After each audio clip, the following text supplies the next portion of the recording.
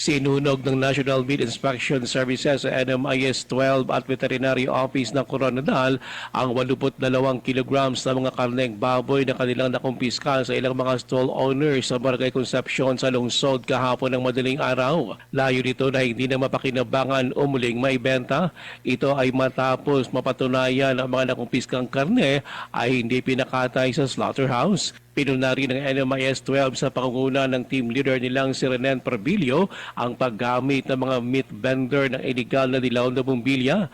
Ito ay upang itago sa mga consumer ang tunay na kalagayan ng binibenta nilang mga karne.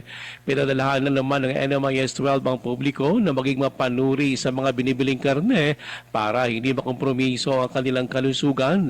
Nauna nang nanawagan si Coronadal Veterinarian Dr. Charlemagne Calus sa publiko na tiyaking may meat inspection certificate o dumaan sa slaughterhouse ang mga bibiling karne.